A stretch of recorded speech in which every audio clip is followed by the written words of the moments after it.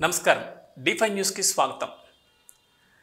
పిఠాపురంలో power star Pawan Kalyan పోటీ చేసిన దగ్గర నుంచి ఆ నియోజకవర్గానికి ఒక హైప్ క్రియేట్ అయింది. ఎక్కడో మూల చిన్న అలజడి రేగినా ఒక్కసారిగా వైరల్ అయిపోతోంది.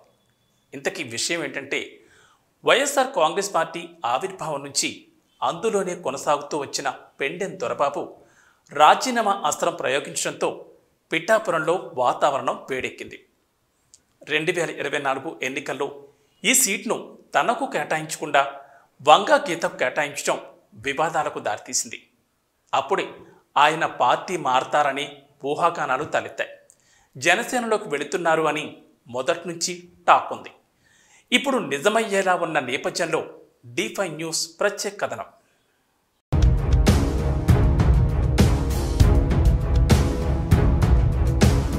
ఒకప్పుడు దేశంలో రాజకీయాలు ఎలా ఉండేవంటే ఓడినా గెలిచినా కన్నతల్లి లాంటి పార్టీని ఎవరూ వదిలేవారు కాదు. చావో రేవో అక్కడే ఉండి తేల్చుకునేవారు. ఇప్పటికీ జాతీయ కాంగ్రెస్ పార్టీలో చాలా వరకు ఆ సంస్కృతి ఉంది. అలాగే బీజేపీలో కూడా కరడుగట్టిన హిందుత్వవాదంతో నిండిన ఎంపీలు అలాగే ఉండిపోయారు. కానీ రాష్ట్రాల్లోని ప్రాంతీయ పార్టీల్లోనే జంపింగ్ జిల్లానీలు ఎక్కువైపోయారు. అటు నుంచి ఇటు, ఇటు నుంచి అటు అధికారం ఎక్కడ ఉంటే అక్కడికి పరుగులు పెడుతున్నారు. ఇలా వచ్చేవారిని కొన్ని పార్టీలు ప్రోత్సహిస్తున్నాయి. దానికి రాజకీయ చాణక్యం అని అందమైన పేర్లు పెట్టి పిలుచుకుంటున్నారు. ప్రస్తుతం తెలంగాణలో ఇలా జంపింగ్ జిల్లానీల సంస్కృతి అధికంగా కనిపిస్తోంది. కేసీఆర్ సీఎంగా ఉన్నప్పుడు కాంగ్రెస్ పార్టీని ఖాళీ చేశారు. ఇప్పుడు కాంగ్రెస్ అధికారంలో ఉంది. దీంతో బీఆర్ఎస్ పార్టీని ఖాళీ చేసే పనిలో పడ్డారు. ఇక ఏపీ విషయానికి వస్తే 2014లో అధికారంలోకి వచ్చిన తెలుగుదేశం పార్టీ ఏం చేసిందంటే వైసీపీ నుంచి 23 మంది ఎమ్మెల్యేలను తన పార్టీలోకి లాక్కుంది. తర్వాత 2019లో జగన్మోహన్ రెడ్డి అధికారంలోకి వచ్చారు. కానీ నలుగురికి మించి పార్టీలోకి తీసుకోలేదు. వారిలో గన్నవరం మాజీ ఎమ్మెల్యే వల్లభనేని వంశీ, కాకినాడ ఎంపీ అభ్యర్థిగా పోటీ చేసి ఓడిపోయిన చలమలశెట్టి సునీల్, ఇలా వేళ్ల మీద లెక్క పెట్టే వాళ్లే ఉన్నారు. ఇప్పుడు 2024 వచ్చింది. మళ్లీ తెలుగుదేశం అధికారంలోకి వచ్చింది. రాజకీయాల్లో ఒక్కొక్కరిది ఒక్కొక్క స్టైల్ ఉంటుంది. అందులో చంద్రబాబుది ఇదొక స్టైల్ అనుకోవాలి. తన పరిపాలన తను చేసుకుంటూనే ప్రత్యర్థి పార్టీలను బలహీనపరిచే పని కూడా చాకచక్యంగా చేస్తూ ఉంటారు. ఇందులో భాగంగా వైజాగ్లో జరిగిన జీవీఎంసీ స్టాండింగ్ కమిటీ ఎన్నికల్లో 10కి 10 మంది సభ్యులను కూటమి పార్టీలు గెలుచుకున్నాయి.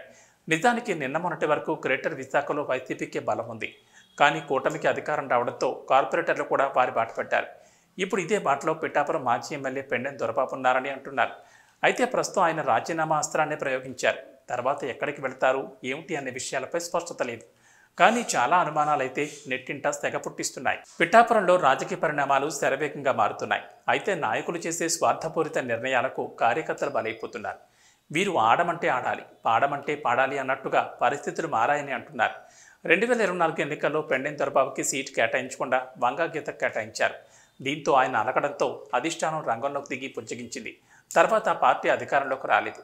కానీ ఎన్నికలకు ముందే ఒక డ్రామా జరిగింది. ఆయన అనుచరులు కొందరు ముందుగానే వెళ్లి జనసేన తీర్థం పుచ్చుకున్నారు. అక్కడ ఒక సీటు రిజర్వ్ చేసి ఉంచారని అంటున్నారు. ఇవన్నీ చూసిన వైసీపీ అభ్యర్థిగా ఉన్న వంగా గీత పార్టీ ప్రచార విషయంలో పెండెం దొరబాబును పక్కన పెట్టారు. అప్పటి నుంచి ఆయన పార్టీకి దూరంగానే ఉన్నారు. ఇలా ఉండగా వైఎస్ఆర్సీపీ జిల్లా అధ్యక్ష పదవి కూడా ఆయనకి దక్కలేదు. దీంతో ఆయన పార్టీని వీడుతున్నట్లు ప్రకటించారు. వంగా గీత, పెండెం దొరబాబు ఇద్దరి మధ్య పిఠాపురం నియోజకవర్గంలో ఉప్పు నిప్పుగా ఉందనేది అందరికీ తెలిసిన విషయమే. వీళ్ళిద్దరి మధ్యలో కార్యకర్తలు నలిగిపోతున్నారు. ఇంతకుముందు కాకినాడ ఎంపీగా ఉన్న వంగా గీత అక్కడే స్థిర నివాసం ఏర్పరచుకున్నారు. అందువల్ల పిఠాపురం ఆమె రావడం లేదనే ఫిర్యాదులున్నాయి.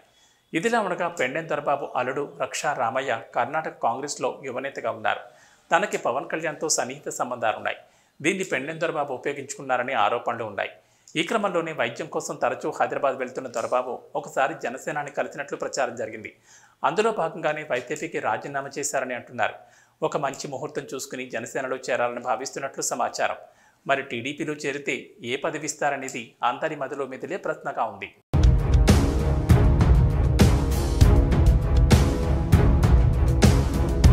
నిజానికి 2019 నుంచి 24 మధ్యలో పిఠాపురం ఎమ్మెల్యేగా ఉన్న పెండెం దొరబాబు పార్టీ పటిష్టానికి ఎంతో కృషి చేశారు. ఆయన హయాంలో గెలిచిన వైఎస్ఆర్సీపీ ఎంపీపీలు, సర్పంచులు, జడ్పీటీసీలు, వార్డు మెంబర్లు వీళ్ళందరికీ ఇంకా 2 ఏళ్ల పదవి కాలం ఉంది. మరి దొరబాబుతో పాటు వీరు వెళ్ళి జనసేనలో చేరతారా, లేక పవర్ని ఎంజాయ్ చేసి తర్వాత వెళతారా అనే దానిపై స్పష్టత లేదు. అన్నింటికీ మించి పెండెం దొరబాబు పదవి కోసం తమ పదవులను త్యాగం చేయమనడం సరికాదని అప్పుడే నిరసనలు వ్యక్తమవుతున్నాయి. మరి భారీ ఎత్తున జనసేనలో చేరాలని భావిస్తున్న పెండెం దొరబాబు పథకం ఫలిస్తుందా లేదా అనేది వేచి చూడాల్సిందే. ఇది ఇవాటి స్పెషల్ స్టోరీ. మరో అంశంతో మళ్ళీ కలుద్దాం. నమస్తే.